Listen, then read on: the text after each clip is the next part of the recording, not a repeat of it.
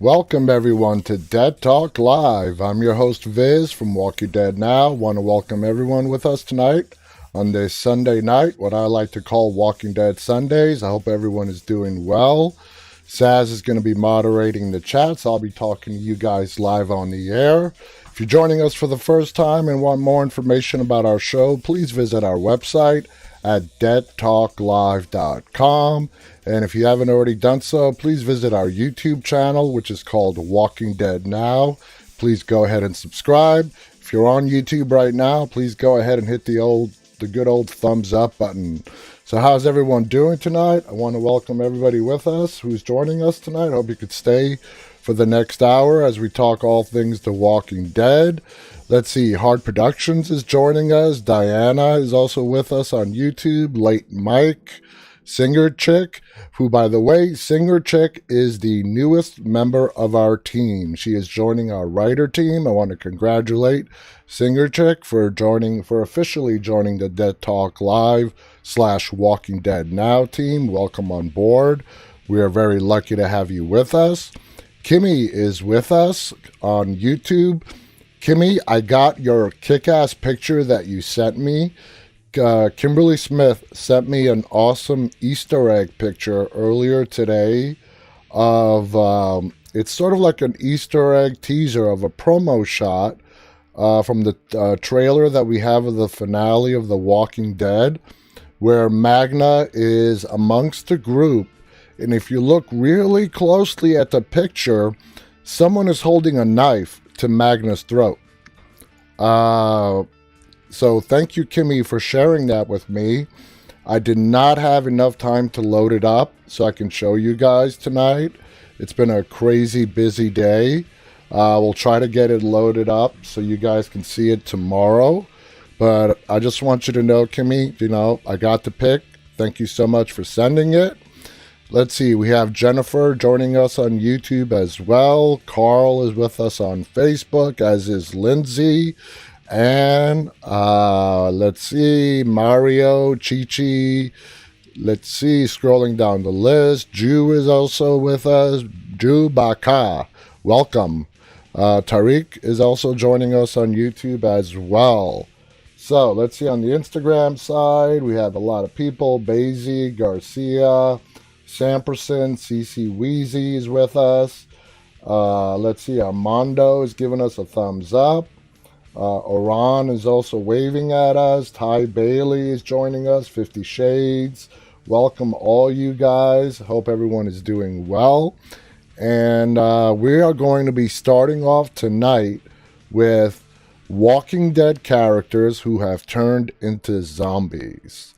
These are the ones who cannot be put down by their friends and loved ones before they actually turned.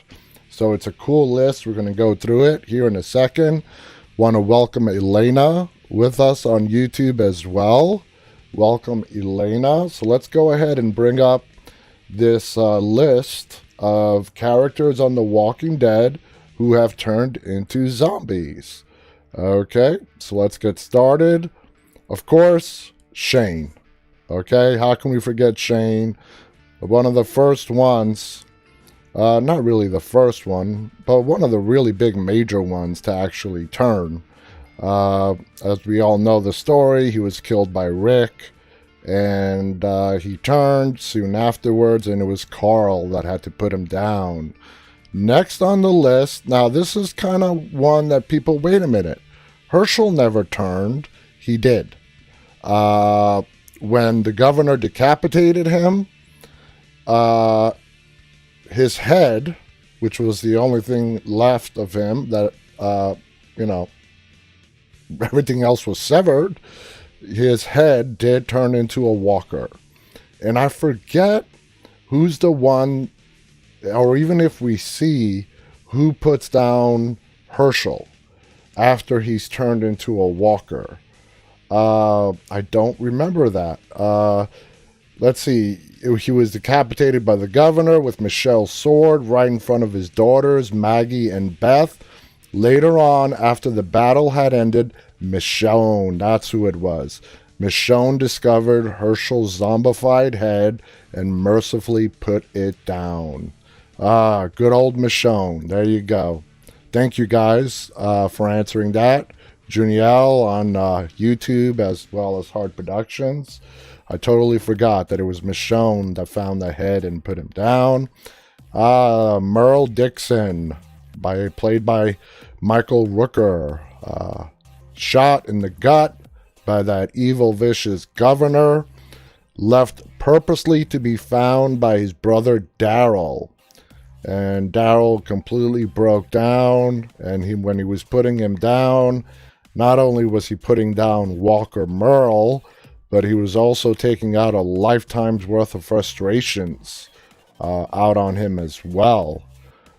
So that's a very famous scene. Sasha, who took her own life so she could not be used as bait to be traded with against the communities from Negan. The circumstances of Sasha's death and rebirth are a rarity for The Walking Dead, as in this case, she made the choice to be reanimated after being captured by Negan after she made an attempt on his life. Sasha sees no way out and takes a suicide pill given to her by Eugene. This leads to her newly zombified, self-surprising Negan and costing him an important battle against Rick's forces. Yeah, if it wasn't for Sasha being the ultimate hero and sacrificing herself, who knows how that would have turned out. It would not have turned out very well. And then, of course, we have next on the list is Tara, one of the victims of Alpha's Kingdom Fair slaughter. In contrast to Sasha, Tara becoming a zombie was very much out of her control. Tara was one of multiple members of Rick's group that got slaughtered by Alpha and the Whisperers during that fateful fair. Tara's reanimated head was left on a pike. Spencer, I wasn't upset to see Spencer go. Spencer was kind of bullheaded, and he thought he was Mr. Smooth. He was going to negotiate a deal between Alexandria and the Saviors. He sort of felt as he was the rightful leader, being Deanna's son, to take over Alexandria once she passed away, but Negan wasn't having any of that. Spencer Monroe was the overly entitled son of Alexandria. I like that. Overly entitled son of Alexandria founder Deanna Monroe, and sealed his own doom by trying to usurp Rick, and with Negan's help. Negan wasn't a fan of what he was considered a gutless subterfuge, and made Spencer himself gutless, gutting him with a knife. An exasperated Rick later took care of Spencer's zombie form, clearly wishing the idiot hasn't done something so stupid. And it wasn't the first stupid thing Spencer did. If you remember, he tried to, rope himself over the walls while Alexandria was surrounded by walkers, and nearly got himself killed and all the people who rushed in to help him as well. So, yeah, Spencer was not the brightest bulb in the Christmas tree. Next on the list, of course, we have Deanna. I like Deanna. I hope you guys like Deanna. Deanna was smart. She could see 2 or 3 steps ahead of her, which is why she brought in Rick and the gang, because she knew Alexandria would need them. And, as in the case with a lot of characters in The Walking Dead, she did not deserve what she ended up getting. But that's what you get in The Walking Dead. No happy endings. In Spencer's defense, he was never the same after the death of his mother. who was bitten when a horde of zombies shambled into Alexandria. She decided to go down fighting instead of killing herself, but ended up reanimating as a side effect. Spencer himself found her in the woods later on and put his now flesh-craving mom out of her misery. Psycho Simon. We all know what happened to Psycho Simon. He thought he could do better than Negan. Negan gave him a fighting chance. Simon lost. And of course, Negan put him up as a decoration to guard the gate. It was always clear that the savior Lieutenant Simon saw himself as being worth more than what Negan had him doing, but he worked for a man long enough to know that trying to mount a mutiny wouldn't be a good idea. Sure enough, Negan destroys Simon in one-on-one combat, and as a final indignity, allows him to reanimate and be placed on the sanctuary fence. He really should have thought that one through. Enid. Enid.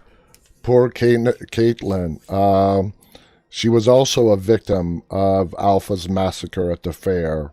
While seemingly placed as a love interest for Carl early on, Enid ended up outlasting him on The Walking Dead, at least until the fair claimed so many lives, Enid being amongst them.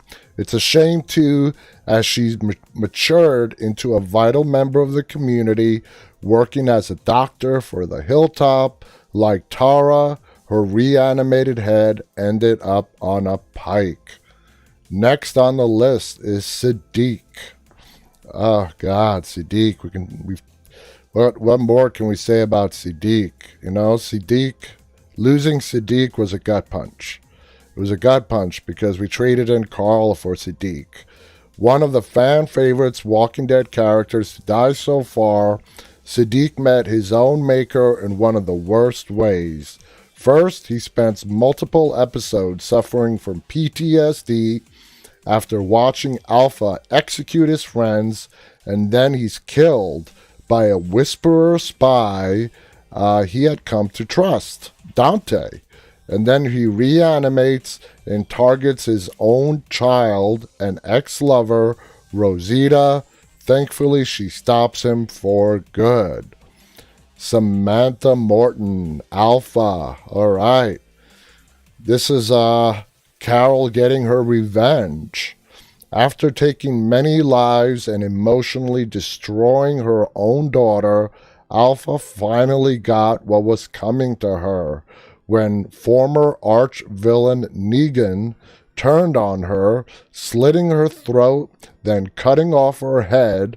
After presenting it to Carol, the head is then placed on a pike, just like Alpha had done to so many of Rick's group, including Carol's adopted son, Henry. Alpha's zombie head is later silenced by a remorseful Beta who sets out to avenge her death. Remorseful? I don't know about that. Pissed off Beta? Out for blood Beta? But remorseful? What was he remorseful about? He didn't get her killed. He may have felt bad that he wasn't there to protect her and that she was left alone with Negan, who he never trusted to begin with. But other than that, I really don't see the remorseful reference at all. Let's see. CC Weezy on Instagram writes how Deanna didn't get devoured in that house when it got overrun, but she was able to die and then turn. That's a good point. She must have did something. Obviously, she got bit, but she did manage to escape being, like you said, devoured. So let's see, on Facebook, let me scroll up a little bit. Khaleesi on YouTube writes, she was cool. Khaleesi, I like that. Nice Game of Thrones reference. Diana writes agreeable. On YouTube, Tiffany says, I like Deanna too. Rowena on Facebook. No, Rick is not coming back. Sylvia, The Walking Dead rocks. Let's see.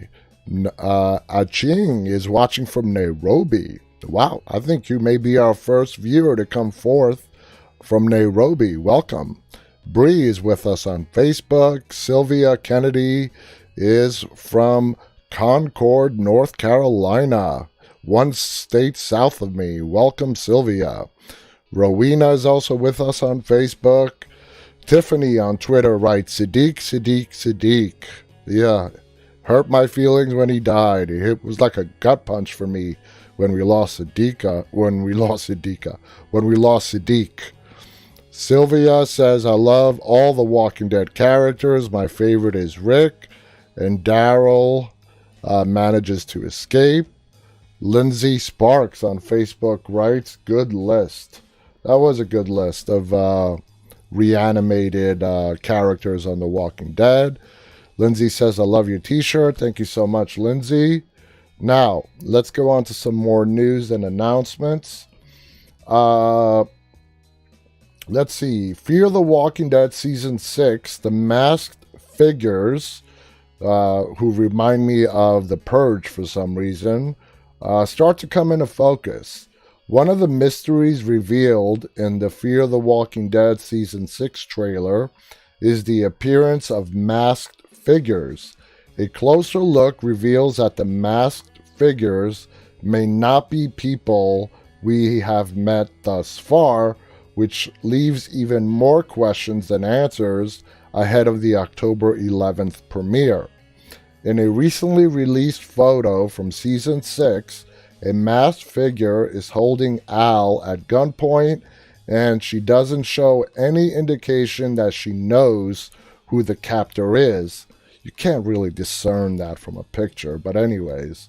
The masks are white, featureless save for the holes for the eyes and the nose, and they can be seen riding beside the SWAT van. We know that Virginia and her people were the de facto villains in Season 5, and that is likely to carry over into Season 6. But does that mean these masked people are another set of enemies? Or is it one of those situations where the enemy of my enemy is my friend? With the world expanding in Season 6 of Fear the Walking Dead, it makes sense to have multiple factions that may not like each other. Virginia has shown herself to be someone who marches to the beat of her own drum, and a person's survival in her community is based upon his worth. If you cease to be useful to the community, then you're dead weight, and therefore expendable. It's possible that her system has led to friction among people deemed expendable or their loved ones, and they devised their own Robin Hood style of justice. The question then is where our survivors will land in the middle of all this, and whether they will have to fight the masked villains or join them. I mean, that's an interesting scenario that we're going to have going on Fear this season. We have, obviously, Virginia and the Pioneers, and we have this new group, the Masked People. We still don't know who they are. They're good, bad. Is there really a good and bad anymore? No, it's all a point of view. It's subjective, at the very least. The bottom line is, are they going to be friends, the survivors that we know on Fear, or they're just going to be another enemy that they have to deal with? I think they're going to be in between to start off with, but eventually I see the survivors, Morgan, Alicia, Al, John, June, and so on, banding with them. Now, how that's going to be done, we've been told that this upcoming Season 6 of Fear the Walking Dead, it's going to be done in an anthology style, which more or less means the characters are going to be divided, and every episode is going to be a story in of itself, as opposed to the broader thing where an episode leads to the next episode, which ultimately leads to this big conclusion. So that's what they've told us about this upcoming season on Fear the Walking Dead. We just have to wait and see and find out exactly what's going to happen. Let's see what's going on YouTube. Singer Chick writes, I'm wondering if the new masked people on Fear the Walking Dead are the CRM. That's an interesting point. They're described as plain white masks with eyes and mouth openings, but no other markings. They could be a faction of the CRM that went AWOL, whatever. Jennifer says, I've never seen Fear the Walking Dead. I might have to start watching. I would definitely recommend. Just don't use The Walking Dead as a measuring stick. Please watch Fear the Walking Dead and base it on its own merits. So Diana writes, same. Sorry, I was about to say Shane. Janie Joe is with us on Instagram, giving us a lot of love. Welcome, Janie Joe. Debbie is also with us. JDC is waving at us. M4 is giving us a thumbs up. Lucy is giving us a smiley love face. Welcome to everybody. Nikki Deca is also with us on Instagram as well. Welcome everybody on Instagram. DHG Reviews is joining us on YouTube. Welcome, DHG. It's good to have you with us tonight. So let's move on to the next bit of news that we have. Again, this is about Fear the Walking Dead. The upcoming season. 9 things we do and don't want to see in this upcoming Fear season. What we do want to see, a return to a darker tone. And I gotta say this in regards to Fear the Walking Dead. I loved the beginning season's very short but poignant intro with the scary music and the shaking text, Fear the Walking Dead. Now, my biggest complaint is the new opening. And I don't like the music. And I like how each opening is sort of like related to what that episode is going to be about. It's still very short, but I really like the original opening. It was short, it was creepy, it was scary, it was perfect. I don't like the new opening. If you guys agree with me, let me know. If you like the new opening, let me know. But I want the old opening back. It's not as prolonged as The Walking Dead, where you have a 1-minute song and a sequence of events. The original opening to Fear wasn't like that. And this new opening over the last couple of seasons is not like that as well. I wish they would bring back the old opening. I really liked it. I thought it was creepy. It was good. It was scary. Khaleesi writes, I don't like it either. Hard Productions writes, I 100% agree, Viz. The old one was the best, hands down. I loved it. And then when I saw the new one, I'm like, oh man. Ugh. CC Weezy on Instagram writes, like the original. You're right, Viz. Janie Joe also agrees. So we should get a petition going to bring back the original opening screen for Fear the Walking Dead. Should have brought that up with Michael when we had him on 2 weeks ago. All right. So do's and don'ts on what we want to see on this upcoming season. The do, return to a darker tone. When Morgan made his move from Virginia to Texas, he brought his famous stick, a pack full of knickknacks, and a total tone overhaul for the series. Fear was no longer an examination of how far a person would go to protect loved ones at the end of the world. It was about saving everyone, and Momo said it, doing it right. Fear the Walking Dead turned into something of a Disney show with weekly morals, gatherings around campfires. And hold on one second here, guys. There we go. Okay, I apologize for that. That's why we're hoping these promos for the 6th season aren't a mere misdirection. I don't think so. It's been mentioned many times over that this upcoming season is really going to be darker. Next due that we do want to see, quality time between Alicia and Strand. Okay. And we don't just mean him helping her paint trees, as he did in a nonsensical plot point last season. Alicia and Strand are 2 of the 3 remaining characters from the Madison era. Luciana is number 3, and they have plenty of shared traumatic experiences based on losing everyone in their pre-Morgan group. Their bond, built on time spent surviving together and caring about the same people, should be highlighted now that they're stuck together under Ginny's watchful eye. Okay, next due, Clear Morgan. When it was first announced that Morgan was crossing over to Fear, some fans thought the show would be getting Clear Morgan. As you remember, the ruthless guy who murdered just about anything that moved, walker or human. That reiteration of Momo was terrifying in the best possible way.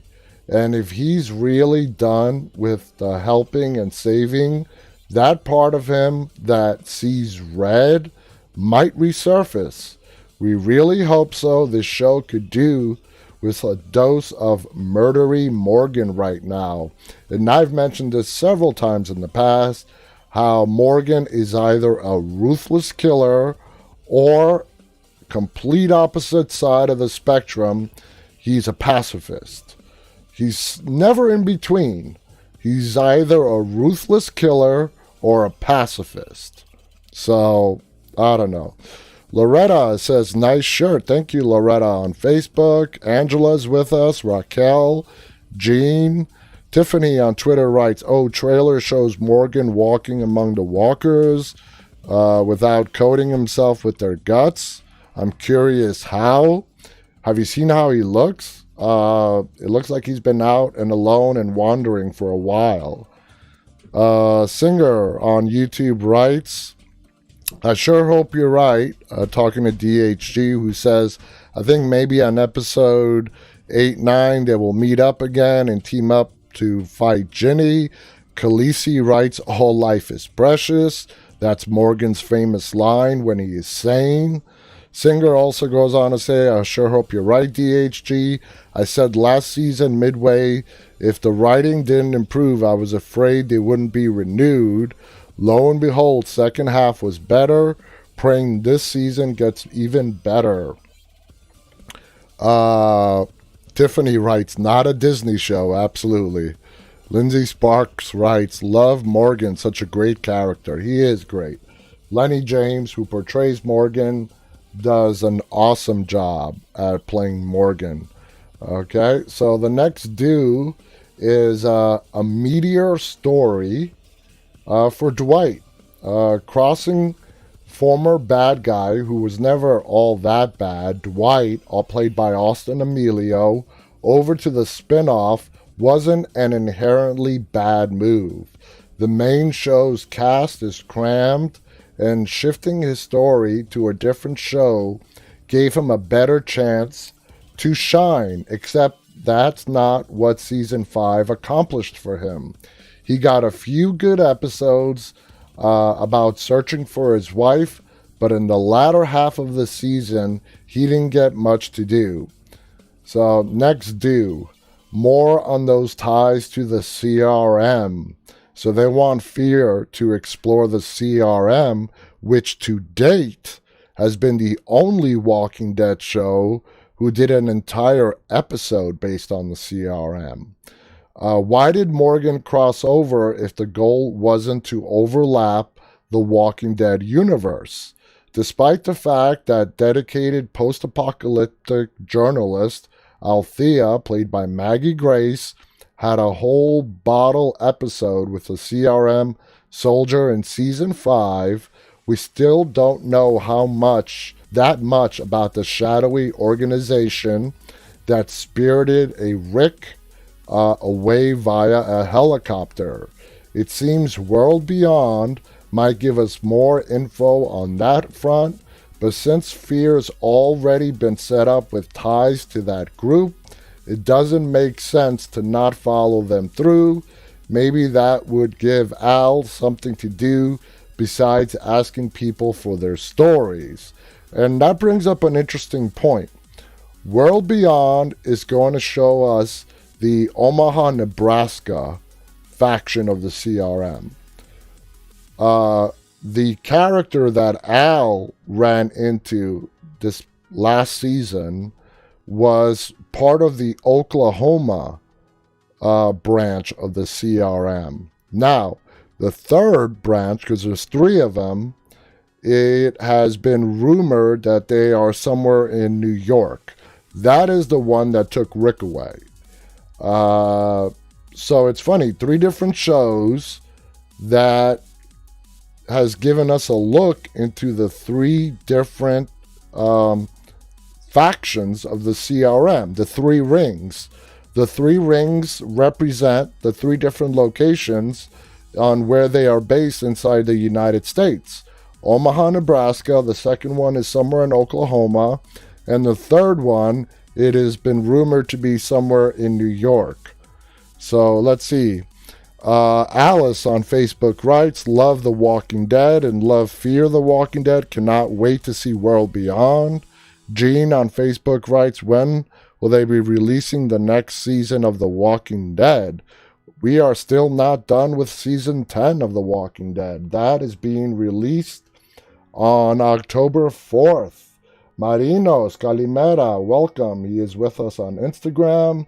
Walani is waving at us. Anan is also waving at us on Instagram as well. Let me flip over to the YouTube. Summer is with us. Welcome, Summer. La Singer writes, there hasn't been a character death, and I can't remember when. DHG. The Walking Dead season 11 next spring. No. Too soon. Season 11 at the earliest is not going to come till October of 21. At the earliest. Now remember, guys, we are getting 6 extra episodes of The Walking Dead that are neither season 10 nor season 11. We don't know if these episodes are going to be individual backstories, 6 different individual backstories focusing on 6 different characters of The Walking Dead, or if they're going to put all 6 to give us one really big backstory on a single character of The Walking Dead, or they could completely surprise us and it could be something completely we haven't thought of yet in regards to these 6 episodes that we're getting in early 2021, that they are supposed to start shooting in October. And to give you guys an example of how Hollywood is really trying to get back into the groove of shooting, let me give you an example of what happened just this last week.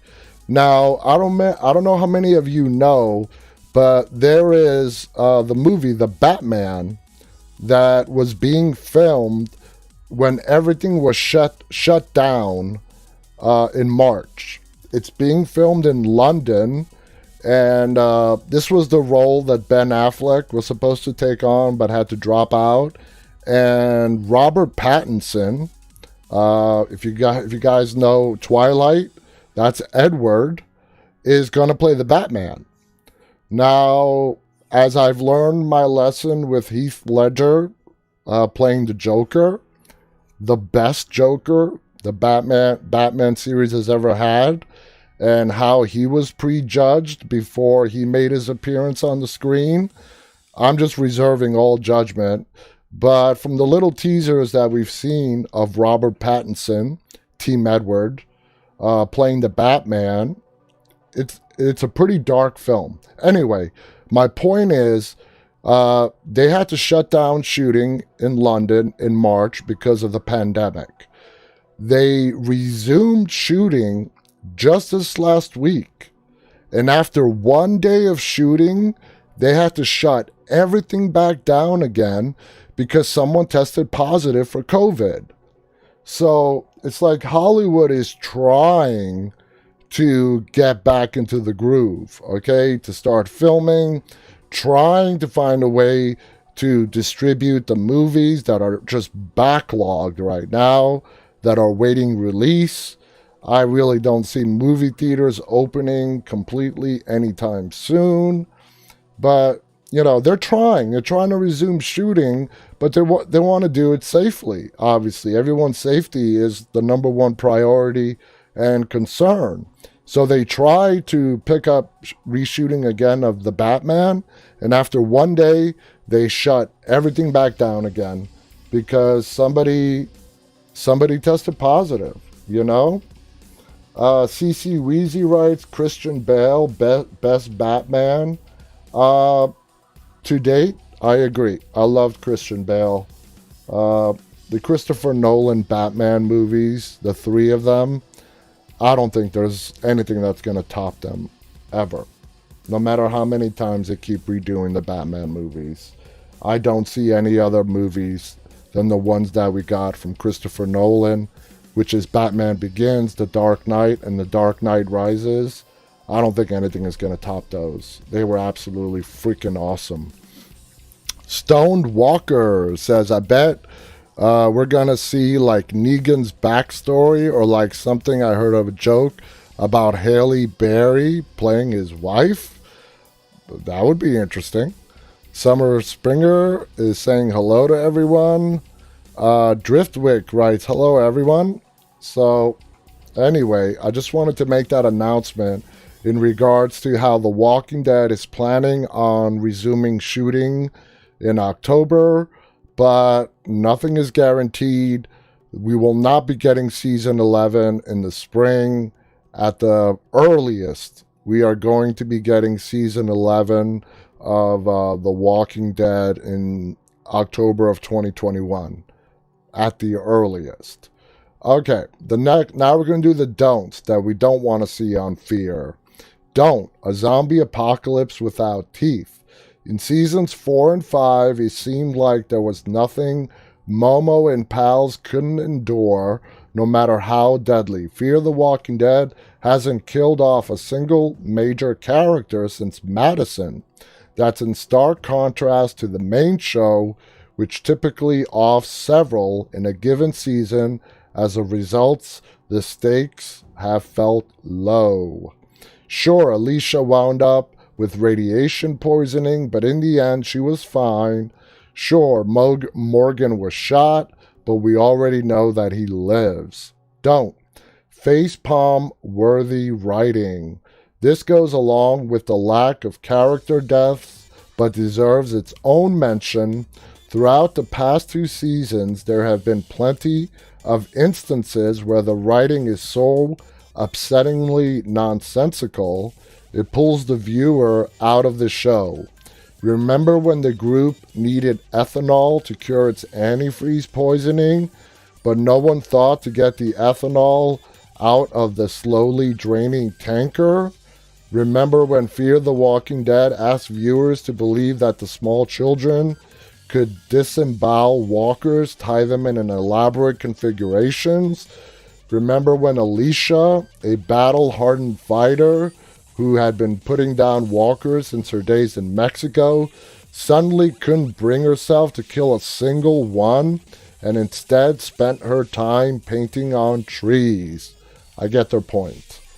The next don't. Forced humor. To be clear, we're not saying we don't want Fear the Walking Dead to ever make us smile. The Walking Dead has had plenty of chuckle-worthy moments, as we discussed in the recent episodes.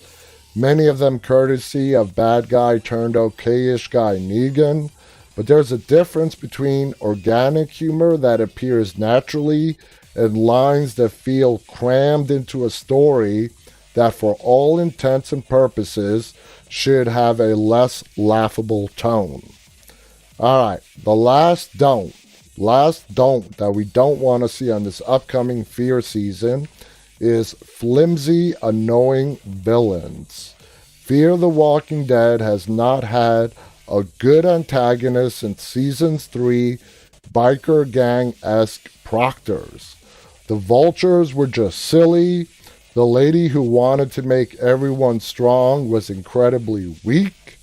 Logan had potential, but then that potential was squandered. It's possible that Ginny, this season's foe, might be more meaningful, but we crave villains with depth who inspire fear like The Walking Dead Alpha and Gareth and Negan. Can't argue with that too much. Cannot argue with that. Walani on Instagram writes, I want to see the story of Negan and his life before. Let's see, Gypsy Road. Gypsy is with us on Instagram today.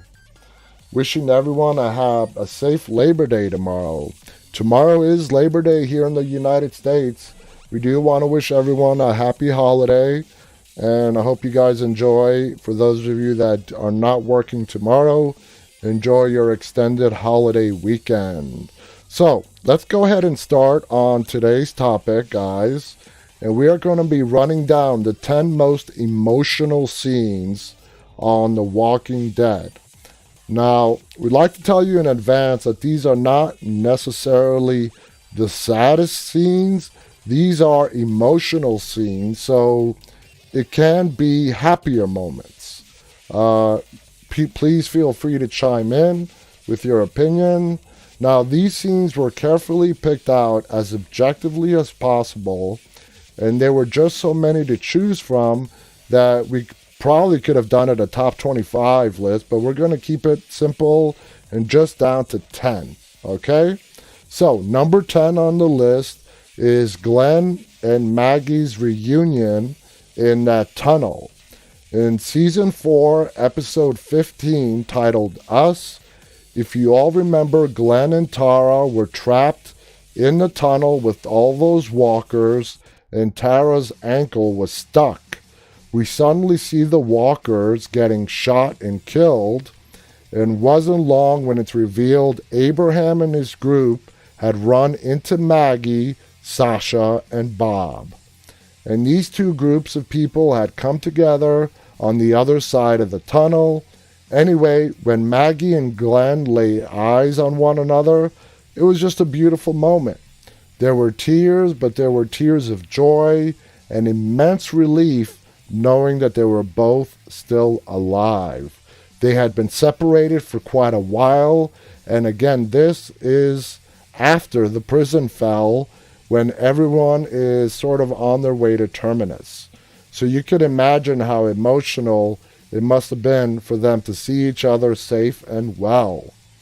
Number 9, Rick breaking down after he had just killed his best friend Shane. One of the most memorable moments.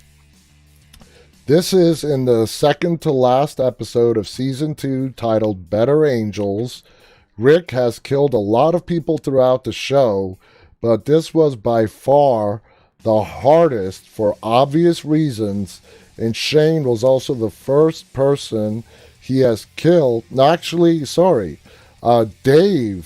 is the first living person in the mid-season of Season 2, the premiere, that he was the first human that he killed in the bar.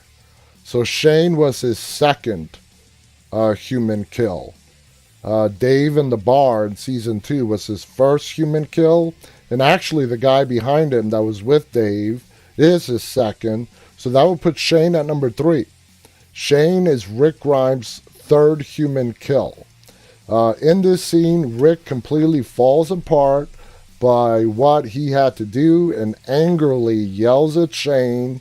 Quote by Rick, "Damn you for making me do this, Shane. This was you, not me. You did this to us." You can hear the anguish behind Rick's word. He really did not want to kill Shane, and he is devastated and angry that his best friend has brought this on himself. Number 8, Daryl's heartfelt apology to Maggie about Glenn's death. Okay, so this takes place in season 9, episode 14, called The Other Side. During a raid at Hilltop by the Saviors led by Simon, which is when Dr. Harlan Carson is taken away, Maggie and Daryl are hiding in the cellar. After the Saviors leave, Maggie prompts Daryl to tell her why he's been avoiding her since he's arrived at Hilltop, which is after his escape from the sanctuary and his pit stop at the Kingdom. Apparently, Daryl has not said a word to Maggie or even looked at her. In an emotional admission, Daryl finally turns around, looks at Maggie, and says, "I'm sorry." This is labeled in our top 10 because you could see Daryl struggling to get the words out and maintain his composure. He felt guilty for Glenn's death. If he didn't take that swing at Negan, more than likely Negan would not have to make a lesson out of someone else and Glenn would have survived. Nobody here really blames Daryl for that. In fact, you can hear his voice crack, and if you listen carefully, he is actually crying. Maggie knows this about Glenn, and she firmly tells him that it isn't his fault. Here's a beautiful quote by Maggie. "You're one of the good things in this world." That's what Glenn thought, and he would know because he was one of the good guys too. Both actors did a fantastic job on portraying these raw emotions in regards to Norman Reedus and Lauren Cohen. All right, number 7 on the list. I'm just keeping an eye on the time. After Carol and Daryl reunite when he visits her cabin, in that moment she asks if everyone is okay because she does not know what has happened to Abraham or Glenn yet. This scene takes place in season 7, episode 10. Upon finding out that the Saviors came to Alexandria, Carol asks Daryl if everyone is okay. Now, if you remember, Carol struggles to ask this question. She had paused mid-sentence to compose herself and start again. You could see that she is on the brink of tears because she is afraid of what Daryl might say. Daryl is silent for a few moments. He hated lying to her, but he felt it was for the best, and I believe it was at that moment. So he tells her that everyone's all right. He lied to her to spare her feelings because he knew that she was in such a raw emotional state at the moment. She probably could not handle news like that, news of losing Abraham and Glenn. It was difficult to see Carol's emotions surfacing as she tried to hold him back. She did not want Daryl to see her like that. Number 6 on the list, the aftermath of Glenn and Abraham's death in the season 7 premiere. Maggie had just watched her husband get his head bashed in, and she was already in a bad state with pregnancy complications. Rosita and Sasha had watched Abraham also getting his head bashed in. There were just a lot of emotions going on in this scene from every character who was lined up on the ground. From grief, anger, Rick's feelings of helplessness, and concern over the fate of Daryl, who was taken away by the Saviors and Negan. Then there is the concern over Maggie and her baby. And if you guys remember, as they were holding her before they ran into the Saviors in the woods, Maggie was in dire straits. But after that night, after what happened with Glenn and Abraham, she miraculously at least got well enough to where she could walk on her own and, wanted to take Glenn's body by herself and bury him. So she made like this miraculous recovery, not full recovery, but she was doing a lot physically better when the morning came than she did the night before, which always struck me as kind of odd.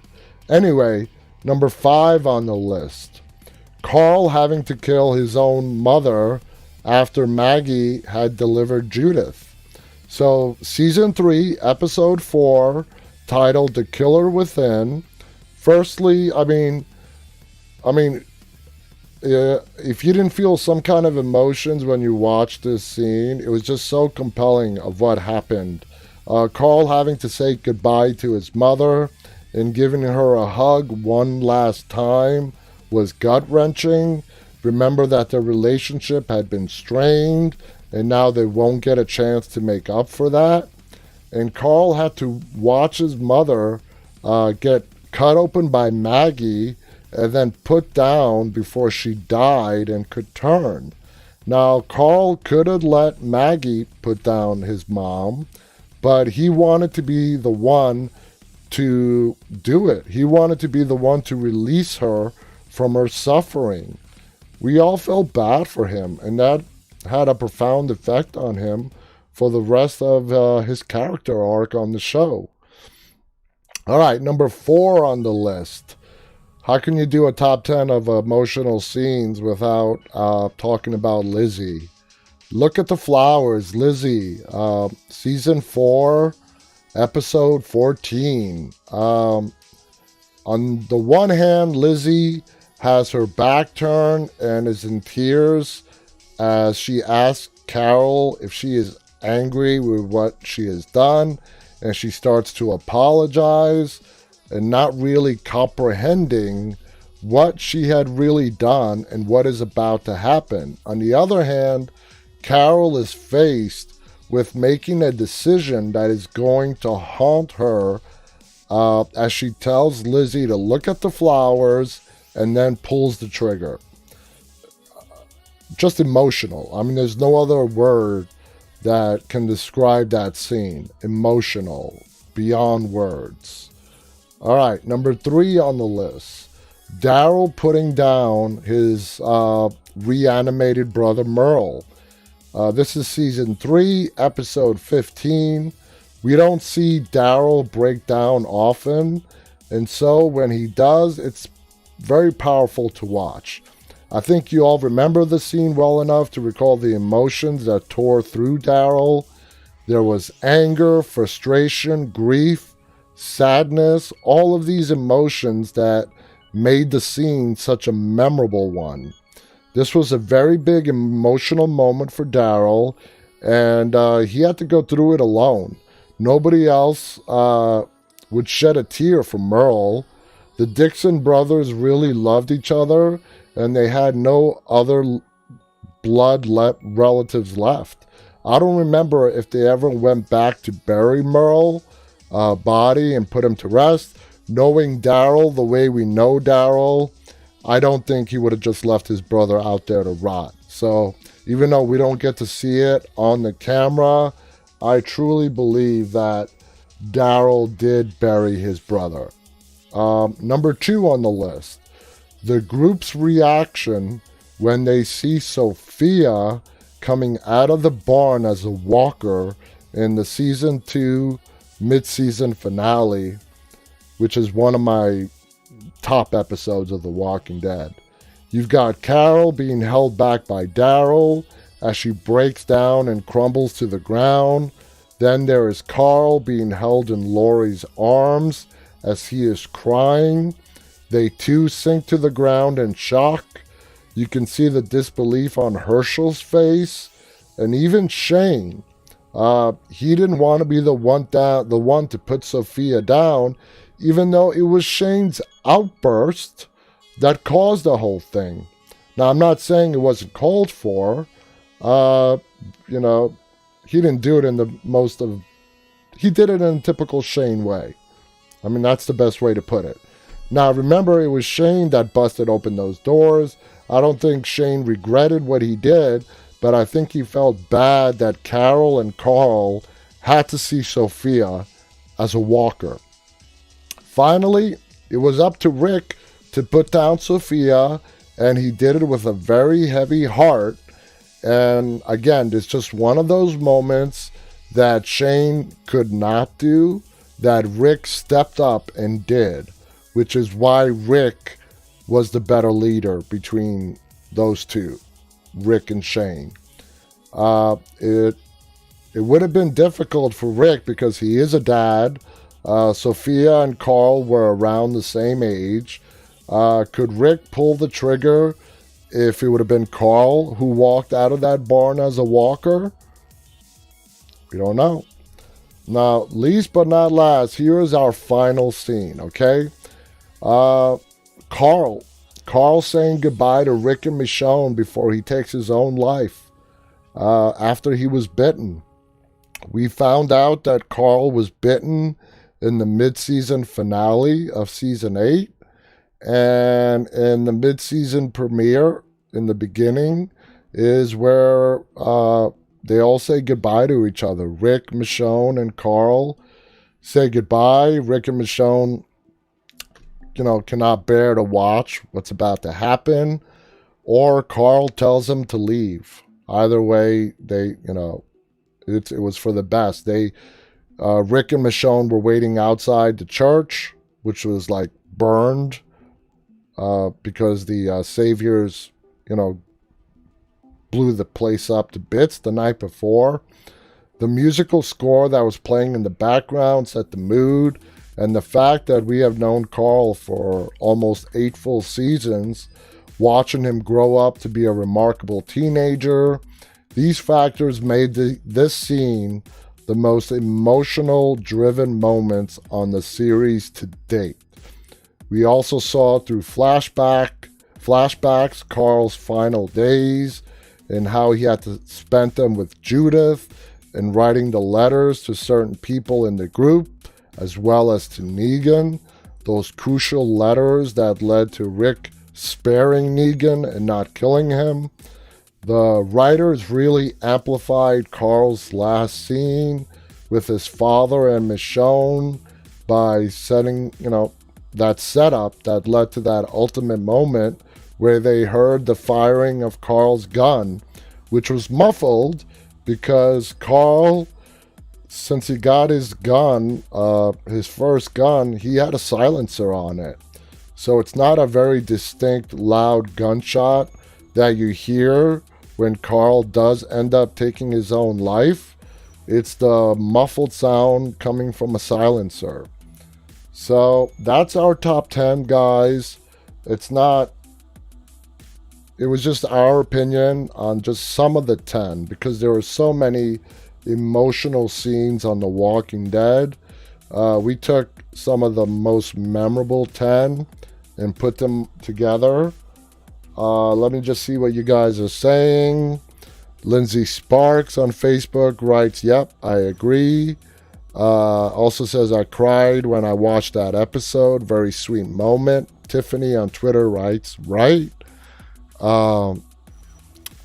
Tiffany also writes, the whole group was shook. Cam on Twitter writes, my favorite scene was when Glenn died. Womo on Twitter, that scene is so emotional. Lindsay Sparks writes on Facebook, Carl's death was very emotional. Tiffany on Twitter also writes, one of the most emotional moments is Sasha while she listens to Donny Hathaway's Someday We'll Be Free. Yep. Let's see, on YouTube, a whole bunch of chats. Kat writes, I cried through that entire episode. Iron Fist on YouTube writes, Merle Dixon was the best character in the show. He was a very interesting character, to say the least. Singer writes, him making the handprints with Judith. Oh my God. Diana Shiki writes, that was a sweet moment. Khaleesi on YouTube also agrees with Summer. So guys, I hope you enjoyed tonight's episode and got to listen to our top 10 list of some of the emotional scenes on The Walking Dead.